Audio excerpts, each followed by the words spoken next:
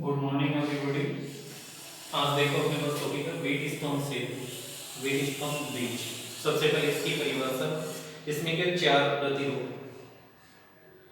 प्रतिरोध, एक धारामापी और सेल युक्त परिपथ, एक दो तीन चार, चार प्रतिरोध जी धारामापी और सेल युक्त परिपथ जिसकी सहायता से किसी अज्ञात प्रतिरोध का मान ज्ञात किया जाता है, क्या कहलाता है? वेट स्टोन सेतु कहलाता है।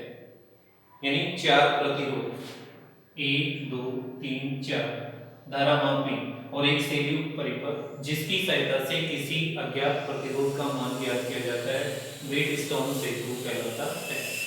रचना चित्रानुसार चार प्रतिरोध P, Q, R, S को आपके साथ जैसे दिख रहा चतुर्भुज की चार भुजाओं के रूप में व्यवस्थित किया जाता है, या P, Q व RS को श्रेणी क्रम में जोड़कर उनको पुनः समांतर क्रम में संयोजित किया जाता है तथा बिंदु A व C के मध्य सेल को कुंजी K1 के साथ जोड़ा जाता है तथा बिंदु B व D के मध्य धारामापी G को कुंजी K2 यानी कुंजी K2 के साथ जोड़ा जाता है, चित्र के अनुसार जैसा आपने मान रखा है।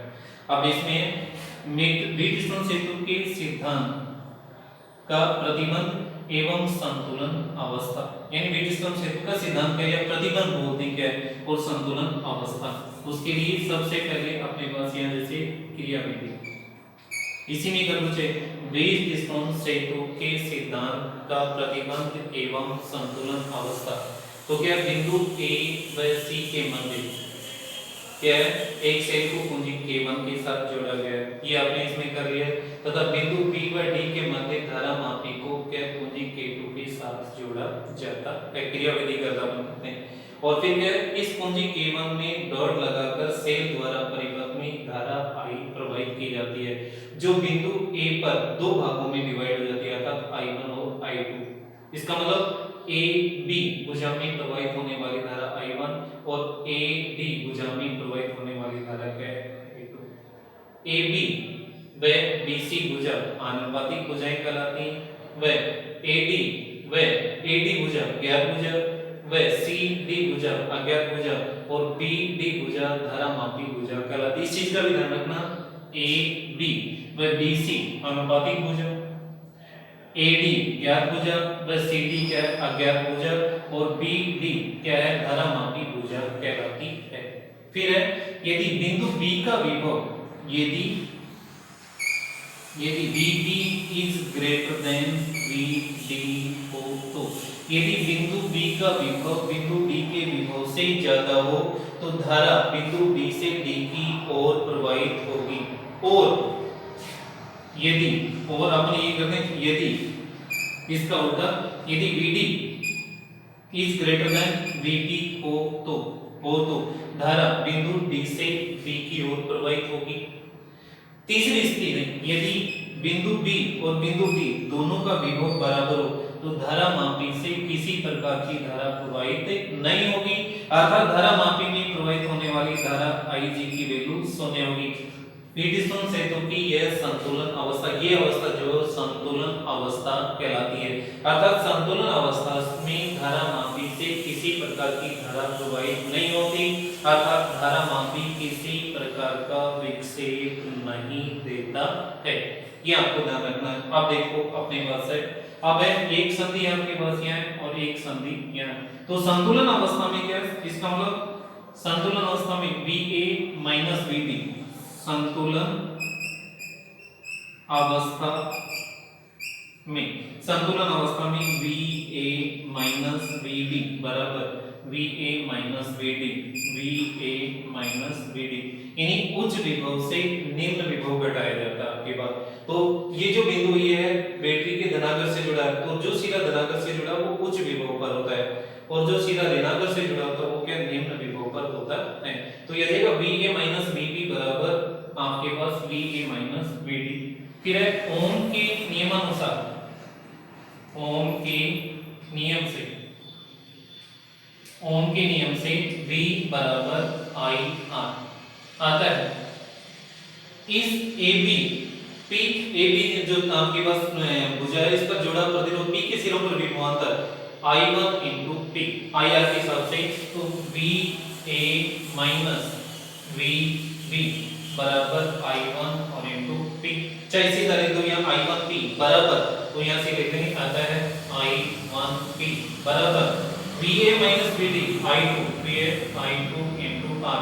इसको यहाँ ले आएंगे और इसको इसके नीचे ले जाएंगे, तो ये रहेगा I1 बटा I2 बराबर R अपॉन P, इक्वेशन 1। इसी प्रकार अब ये जॉइंट आपके पास, तो ये निम्न विभव पर है, तो इसमें से ये घटेगा और इसमें से ये घटेगा। इसी प्रकार VB माइनस VC बराबर VD माइनस VC, और VB माइनस VC आपके पास I3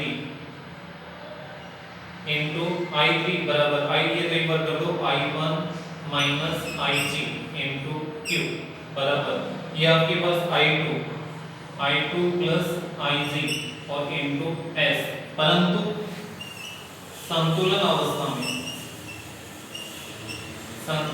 अवस्था में IG इक्वल टू कितना होता है 0 आता है। ये जो मान आपके पास है ये 0 हो जाएगा, I1 इंटू Q, ये बचेगा I1Q बराबर यहाँ क्या बचेगा I2S। इसको इसके नीचे ले आओ और इसको इसके नीचे ले आओ, तो ये जाएगा I1 बटा I2 बराबर S बटा Q। समीकरण 2, दोनों सेम इक्वेशन है, तो इक्वेशन 1 व 2 से इक्वेशन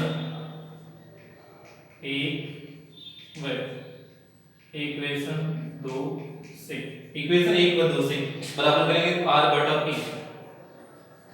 बराबर S बटा Q।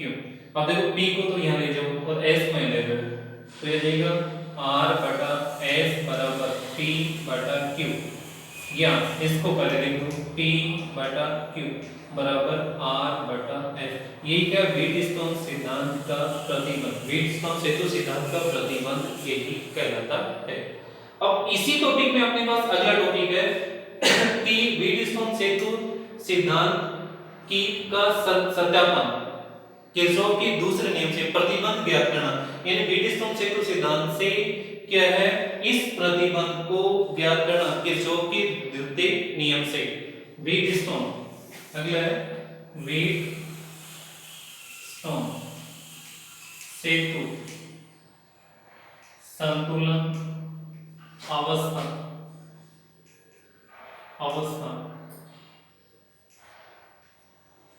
का प्रतिबंध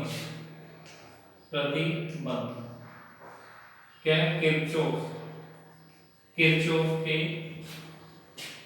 द्वितीय नियम या लूप नियम से किरचॉफ नियम से ज्ञात करना। यानी व्हीटस्टोन सेतु संतुलन अवस्था का प्रतिबंध किरचॉफ के लूप नियम से ज्ञात करेंगे। तो यही चित्र रहेगा आपके पास, वही चित्र का वर्णन होगा, यहाँ से जो चीज है ये चेंज हो जाएगी अपने पास। अब इस प्रतिबंध का जब मान ज्ञात करेंगे तो आप दो लूप बढ़ाएंगे, एक लूप तो ये हो गया आपके पास A B D A, और दूसरा लूप आपके पास ये हो गया B C D P। तो इसमें प्रतिबंध आप जब करेंगे तो सबसे पहले मैं लिख रहा हूं कि लूप, वो टॉपिक है लूप आपके पास है A B D A के लिए किरचॉफ के नियम से। अब देखो क्या है, किरचॉफ का नियम क्या करता है, इस परिपथ में जितने भी प्रतिरोधक जुड़े हैं उनकी वोल्टाओं का बीजीय योग शून्य होना चाहिए। किरचॉफ का दूसरा नियम है कि किसी बंद परिपथ या लूप में लगे जितने भी प्रतिरोधक हैं उन प्रतिरोधकों की वोल्टाओं का बीजगणितीय योग सदैव शून्य होता है। और दूसरा है उनकी विभव पत्रों का, प्रतिरोधकों पर विभव पत्रों का बीजगणितीय योग सेलों के विद्युत भागफलों के बीजगणितीय योग के बराबर होता है। तो सेल या कामिल नियम आपके पास सेल बाहर आ गया, तो ये कामिल है। तो यहां से धारा की दिशा में यहां चलेंगे A से B, B से D, D से A, वापस AB, तो V बराबर IR, I1 into P, और धारा की दिशा में क्या इसका मान धनात्मक, अगर धारा की दिशा में चले तो प्लस, तो यह जाएगा I1P। B से D IG into RG, यदि धनामापी का प्रतिरोध RG है तो IG into RG फिर यहां से ऊपर जा रहे हैं तो विपरीत दिशा में I2 इंटू आर, तो माइनस हो जाएगा I2 इंटू आर बराबर 0। परंतु संतुलन अवस्था में Ig इक्वल टू 0 होता है। तो यह जाएगा अतः I1P ये 0 into R 0 minus I2 into R बराबर 0। पक्षांतर करेंगे आप तो I1P बराबर I2R, और ये जो मान है ये यहाँ दो और ये यहाँ दो, तो ये जाएगा I1 बटा I2 बराबर R बटा P, समीकरण 1। इसी प्रकार आगे फिर करेंगे, इसी प्रकार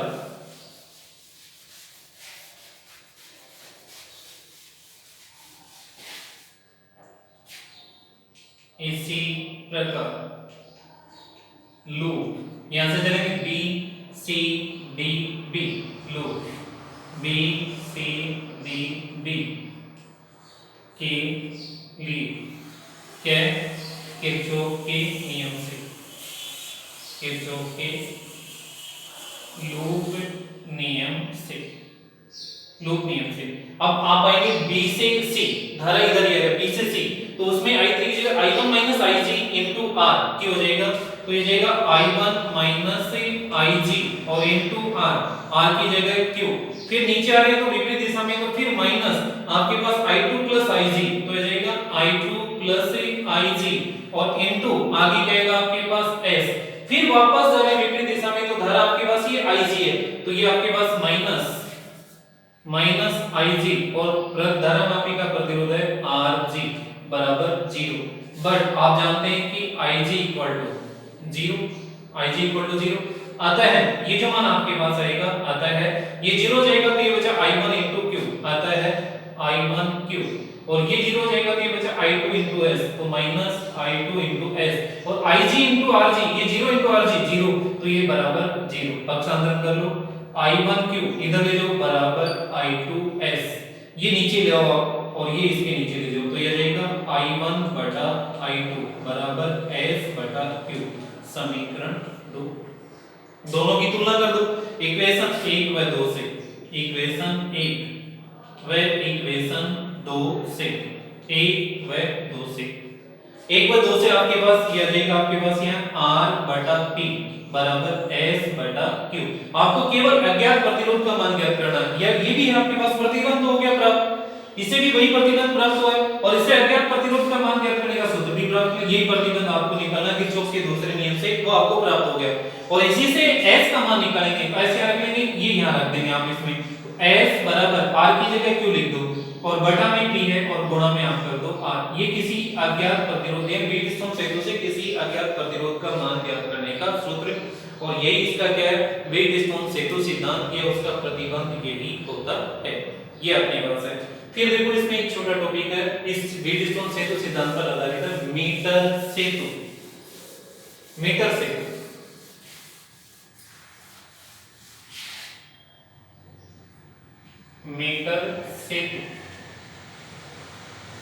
मीटर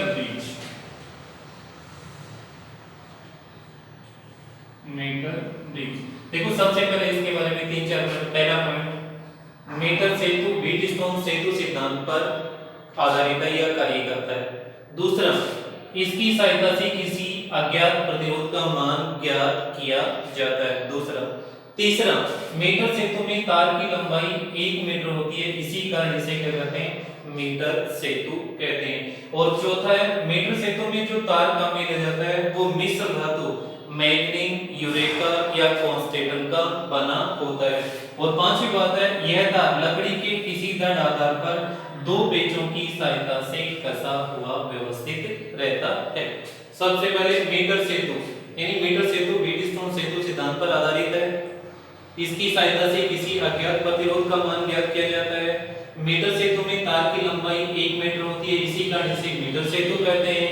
और अगला जो अपने पास है, मीटर सेतु का जो तार है वो मिश्र धातु मैग्नीज, यूरेका या कॉन्स्टेंटन का बना होता है। मिश्र धातुओं का क्या, ताप के साथ प्रतिरोध का मान बहुत ही कम परिवर्तित होता है, अर्थात क्या, ताप के बदलने से प्रतिरोध के मान में कम परिवर्तन होता है, इसी कारण क्या मिश्र धातुओं का उपयोग किया जाता है। और ये तार लकड़ी के धराधार पर दो पेचों की सहायता से कसा हुआ व्यवस्थित रहता है। बाकी